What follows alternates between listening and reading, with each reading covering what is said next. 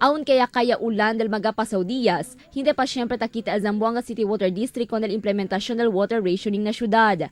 Asegun con el Assistant General Manager for Operations del Zamboanga City Water District, Engineer Alejo Rojas Iho, actualmente tali na 73.78 meters el nivel del agua na diversion dam. Ya mejora man según el nivel del agua na primer semana del Mayo por causa ng ulan yakay na monte, pero ya aba otra vez siendo no hay mas experiencia ulan desde el Mayo 6.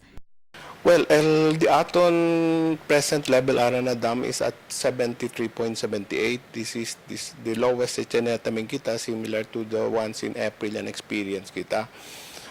We haven't had any rainfall since May 6.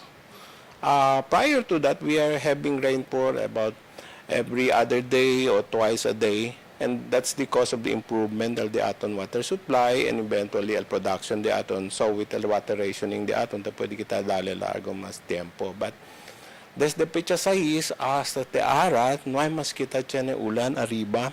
Grande efecto según el falta supply del agua del centro del pueblo, como alina Zone 3 y Zone 4, Santa Catalina, Santa Bárbara y Baliwasan, y también el cuantos barangay na Costa Este como alina Tetuan. Según Pacon Rojas, taesta la implementación del water rationing a las 2 del madrugada hasta a las 12 del mediodía para na Costa Oeste, mientras a las 5 del tarde hasta a las 5 del aga na Costa Este, y a las 10 del aga hasta a las 7 del noche na Central.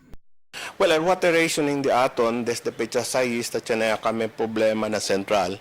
And we're talking about the areas of Zone 3, Zone 4, Santa Barbara, Santa Catalina. Ese mga area including a portion del Baliwasan. Hindi na kami pwede sirbi kay desde kaya abahatan ulit di amon production. And as para sa akin East area, ang problema ay tamen pa siyempre kami el Tetuan, which is akigat onde wala Alparo, and as well as Estrada Street, kay kung formes ta tiyan siguro mga opportunities di aton debi kita check ya ole, baka ya tiyan kadamalon mga barbula di aton, which tiyan kita mga gente ongoing ara. Según pa ng Zamboanga City Water District, el termina sila implementa con el rasyon del agua, el momento viraya otra vez na normal el nivel del agua na dam.